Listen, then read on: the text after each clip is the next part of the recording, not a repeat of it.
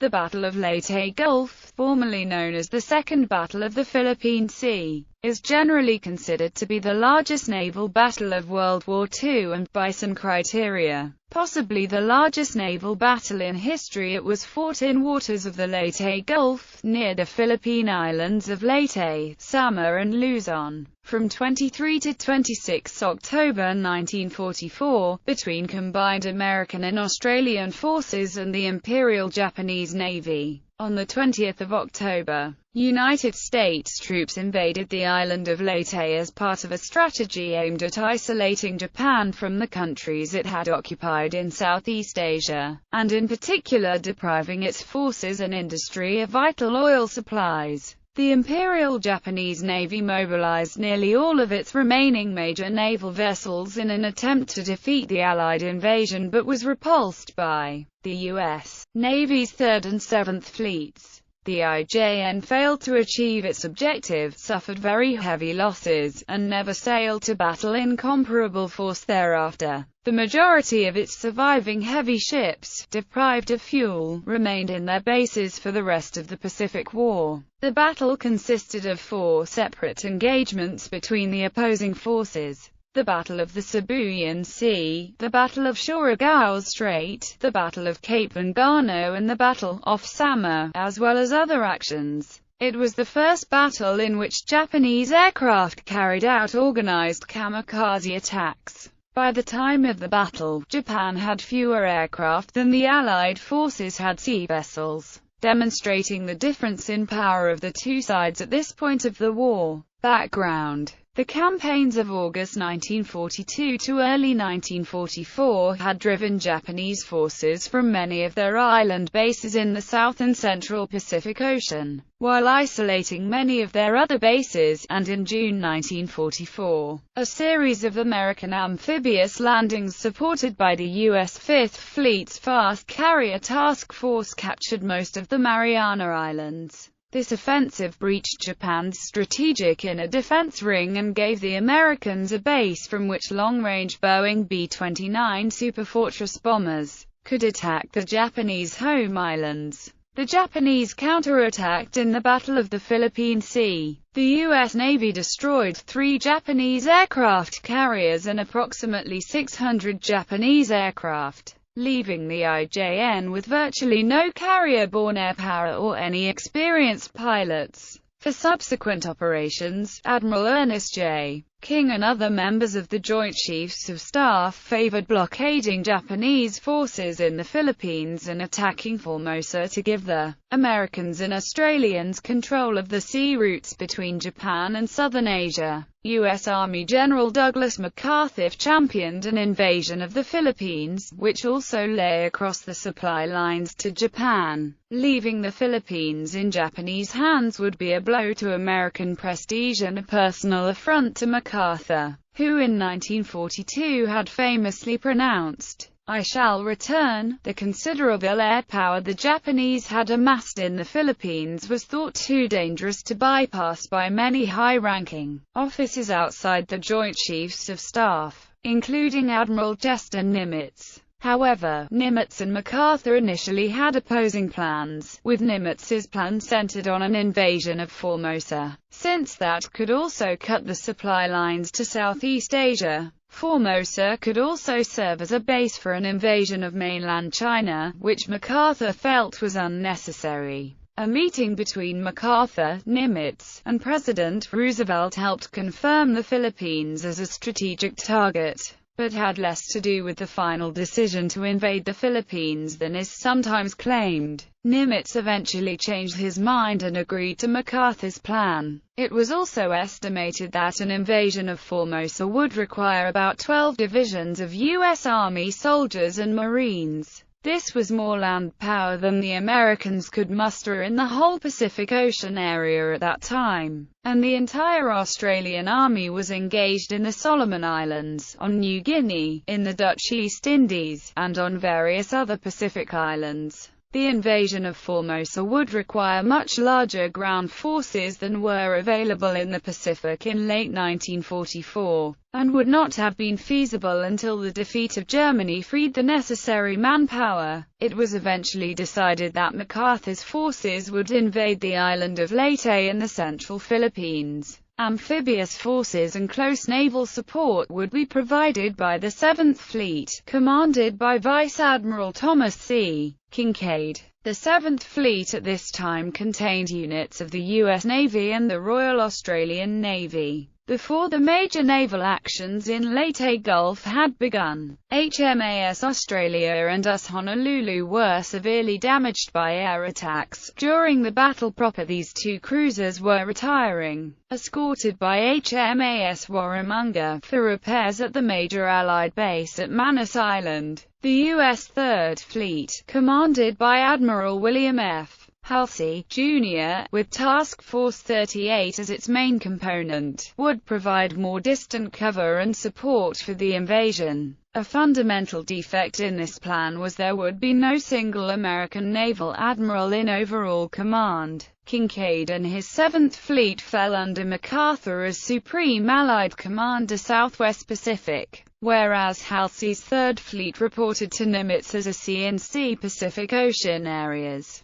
This lack of a unified command structure, along with failures in communication, was to produce a crisis, and very nearly a strategic disaster, for the American forces. By coincidence, the Japanese plan, using 3 separate fleets, also lacked an overall commander. The American options were apparent to the IJN. Combined Fleet Chief Soamu Toyoda prepared for victory plans. Shogo 1 was a major naval operation in the Philippines, while Shogo 2, Shogo 3 and Shogo 4 were responses to attacks on Formosa, the Ryukyu Islands, and the Kuril Islands, respectively. The plans were for complex offensive operations committing nearly all available forces to a decisive battle. Despite this substantially depleting Japan's slender reserves of fuel oil, on 12 October 1944, the U.S. 3rd Fleet under Admiral Halsey began a series of carrier raids against Formosa and the Ryukyu Islands, with a view to ensuring that the aircraft based there could not intervene in the Leyte landings.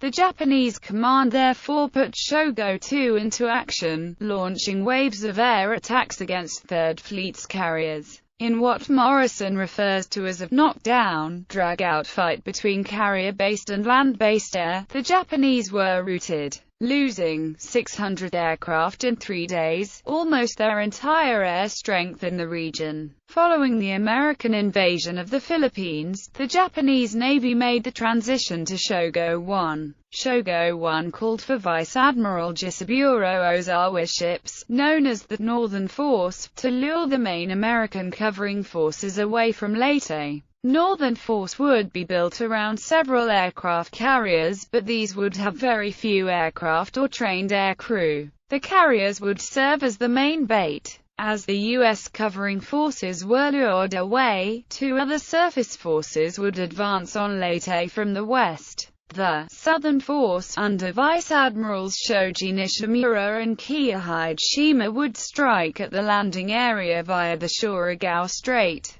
The Center Force, under Vice Admiral Takeo Kurita, by far the most powerful of the attacking forces, would pass through the San Bernardino Strait into the Philippine Sea, turn southwards, and then also attack the landing area. This plan was likely to result in the destruction of one or more of the attacking forces, but Toyoda later explained this to his American interrogators as follows. Should we lose in the Philippines operations, even though the fleet should be left, the shipping lane to the south would be completely cut off so that the fleet, if it should come back to Japanese waters, could not obtain its fuel supply. If it should remain in southern waters, it could not receive supplies of ammunition and arms. There would be no sense in saving the fleet at the expense of the loss of the Philippines. Submarine action in Palawan Passage. As it sortied from its base in Brunei, Kurita's powerful center force consisted of 5 battleships, 10 heavy cruisers,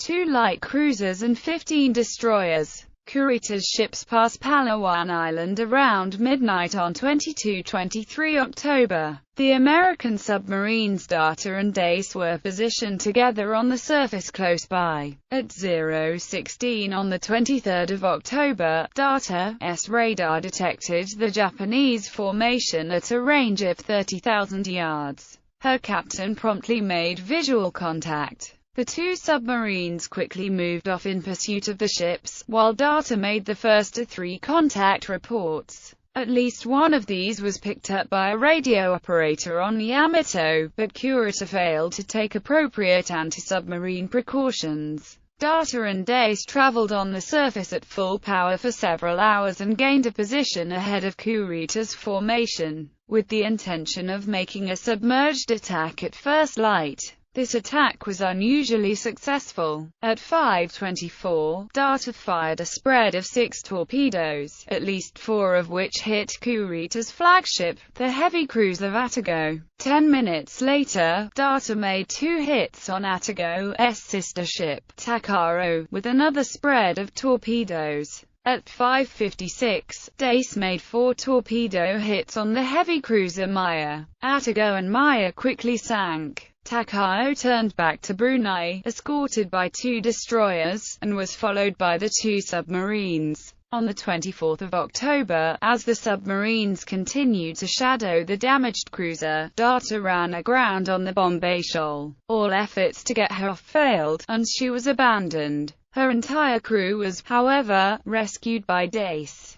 Takaro returned to Singapore. She was joined in January 1945 by Mayoko. Atago sank so rapidly that Kurita was forced to swim to survive. He was rescued by one of the Japanese destroyers. He then transferred to the battleship Yamato. Battle of the Sibuyan Sea. Around 800 on 24 October, the center force was spotted entering the Sibuyan Sea and attacked by VF-20 Squadron F-6 F-5 Hellcat fighters, VB-20 SB-2C3 held over dive bombers, and VT-20 Avenger torpedo bombers from US Enterprise of Halsey's 3rd Fleet. Despite its great strength, 3rd Fleet was not well placed to deal with the threat. On the 22nd of October, Halsey had detached 2 of his carrier groups to the fleet base at Ulithi to provision and rearm. When Data's contact report came in, Halsey recalled Davison's group, but allowed Vice Admiral John S. McCain, with the strongest of TF-38's carrier groups, to continue towards Ulithi. Halsey finally recalled McCain on 24 October, but the delay meant the most powerful American carrier group played little part in the coming battle, and the 3rd Fleet was therefore effectively deprived of nearly 40% of its air strength for most of the engagement.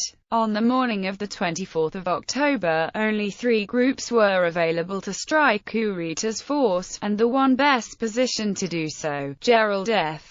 Bogan's task group 38.2, was by mischance the weakest of the groups, containing only 1 large carrier, US Intrepid, and 2 light carriers. Planes from the carriers Intrepid and Calvert of Bogan's group attacked at about 10:30, making hits on the battleships Nagato, Yamato, and Musashi, and severely damaging the heavy cruiser Mayoko. A second wave from Intrepid, Essex and Lexington later attacked, with VB-15 Helldivers and VF-15 Hellcats from Essex, scoring another 10 hits on Musashi. As she withdrew, listing to port, a third wave from Enterprise and Franklin hit her with an additional 11 bombs and 8 torpedoes. Kurita turned his fleet around to get out of range of the aircraft, passing the crippled Musashi as his force retreated. He waited until 17:15 before turning around again to head for the San Bernardino Strait.